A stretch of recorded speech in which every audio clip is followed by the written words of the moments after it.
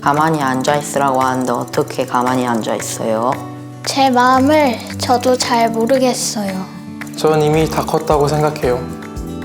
사실 생각해보면 동생들의 모습도 결국 과거에 제가 거쳐왔던 제 모습이었었던 거잖아요.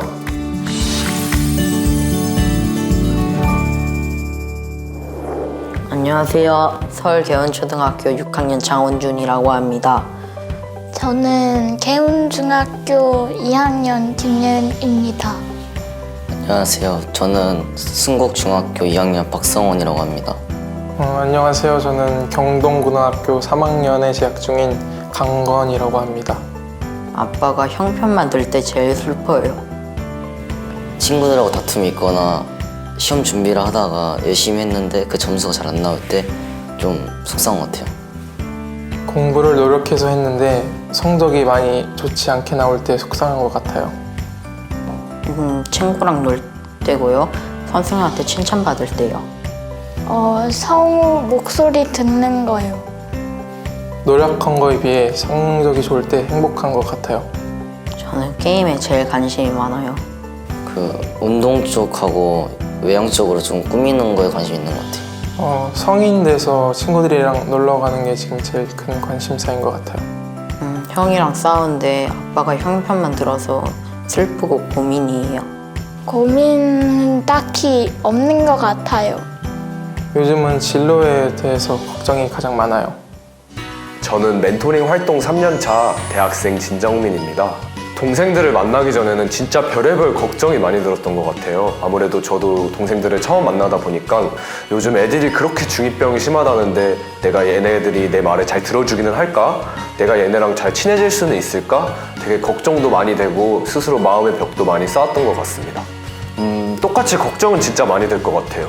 저도 동생들을 처음 만날 때는 아무래도 저랑 연령층이 다르다 보니까 대화 주제를 찾거나 하는데 되게 힘들었었는데 요즘 애들은 어떤 걸 좋아하는지, 어떤 고민을 가지고 있는지 그 특성을 미리 파악했다면 멘토링을 하는데 조금 더 수월했을 것 같아요. 우리가 만나게 될 동생들은 아동 청소년 시기를 보내고 있는 아이들입니다.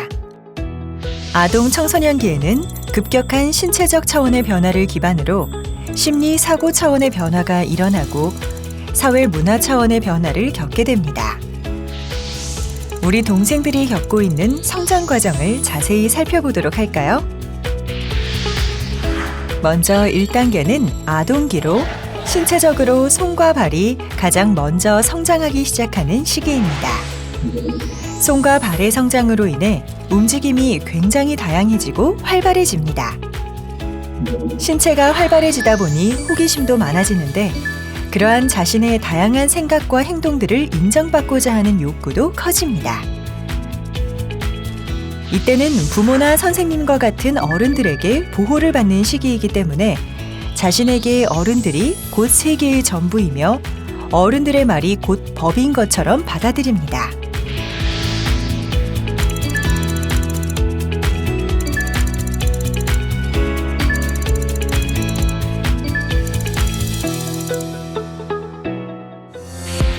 이 단계는 신체적 변화가 급격하게 나타나는 청소년기 초반입니다. 개인별 성장 속도가 다르기 때문에 또래 사이에서도 키와 몸무게 차이가 발생하는데요. 친구들과 성장 변화의 차이와 신체 불균형으로 인해 자신을 비하하는 등 자신감을 잃기도 하고 외모에 대해 민감해지는 시기입니다.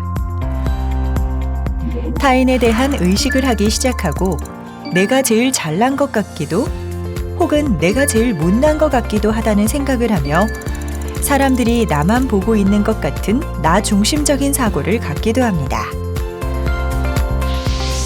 이러한 의식을 갖게 됨과 동시에 환경적으로는 처음으로 가족의 테두리를 넘어 친구들과 어울리는 경험을 하며 소소한 자유를 접하게 됩니다. 그러다 보니 또래와의 집단 활동이 중요해지고 어른들의 말보다는 친구들과의 교류에 영향을 받는 경향이 있습니다.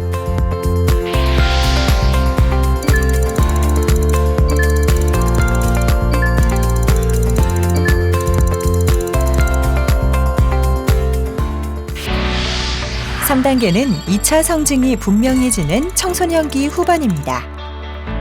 각자의 성장 과정을 겪으며 어른의 신체를 갖춰갑니다. 어느 정도 신체적 변화가 마무리되다 보니 자신의 변화가 제대로 이루어지고 있는지 비교와 확인을 하고 싶어 합니다. 예상치 못한 자신의 발달 정도에 놀라기도 하고 불안해하기도 하죠.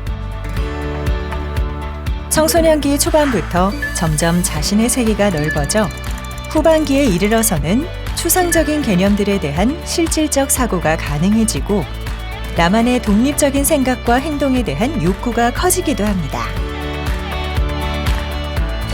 그 과정에서 쌓인 자신만의 경험과 사고 기준을 어른들에게 적용하기도 하는데 왜 선생님은 그거밖에 못해요?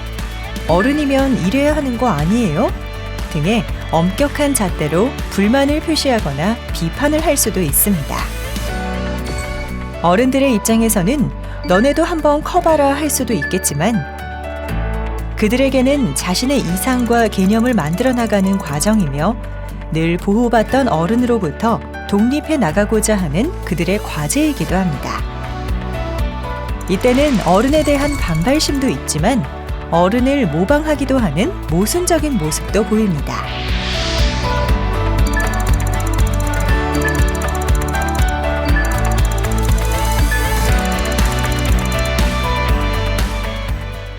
이제까지 이야기했던 동생들의 단계별 성장 변화에 따른 특징을 정리해 볼까요?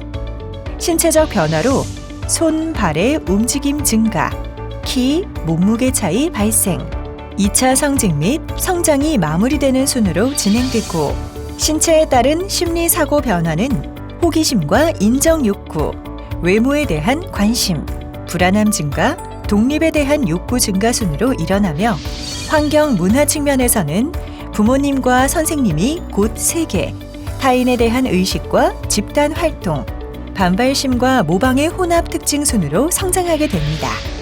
이러한 발달 과정과 성장 과정은 개개인마다 그 속도가 모두 다르게 나타납니다. 내가 만나는 동생이 이 과정들 속에서 어떠한 어려움에 직면했는지, 어떠한 특성을 갖고 있는지를 개별적으로 살펴보면 좋겠습니다. 다양한 변화를 겪고 있는 나의 동생을 잘 관찰하고 동생의 입장에서 공감하며 나누는 대화는 진짜 나의 동생을 이해하는 데 도움이 됩니다. 친구 같은 존재예요. 유쾌하고 친절하시고 친해가지고 동네 형 누나 같은 존재예요. 공부를 잘 가르쳐주고 다양한 인생 얘기를 해주셔서 그런 점을 본받고 싶어요. 네, 실제로 동생들을 만나보니까 동생들을 만나기 전에 했던 제 걱정들이 다 제 고정관념에서 비롯됐었던 것 같아요. 어떤 동생들한테 엄청난 메시지를 전달해줘야 된다는 생각보다는 그냥 동생들이랑 편하게 놀다 와야겠다라는 생각으로 동생들과 좋은 관계를 형성하니 보람된 멘토링을 하고 왔었던 것 같습니다. 사실 생각해보면 동생들의 모습도 결국 과거에 제가 거쳐왔던 제 모습이었었던 거잖아요. 진짜 어떤 동생들한테 완벽한 선생님의 모습으로 비춰질 필요가 없다고 생각해요. 그냥 내가 그 시절 또래는 어땠을지를 돌아보면서 그냥 편안한 형 누나로 다가가서 동생들과 편안한 얘기를 나누다 온다면 정말 이론으로 배운 것뿐만 아니라 동생들과 좋은 시간을 보내면서 보람된 멘토링을 하고 올 수 있을 거라고 생각합니다. 동행 참여자는 걱정과 기대를 안고 변화를 만들어 나가는 사람들입니다. 고대 이집트 동굴 벽화에 요즘 아이들은 버릇이 없다는 문구가 써져 있었다고 하는데요. 어느 시대나 해왔던 고민이라는 걸 보면 어쩌면 세대 차이가 아닌 서로에 대한 이해가 부족했기 때문은 아니었을까요? 곧 동생들을 만나러 갈 여러분은 라떼는 말이야 라는 말보다는 나 때도 그랬어 라는 말로 공감하고 이해하며 동생들에게 조금씩 다가가 보는 건 어떨까요?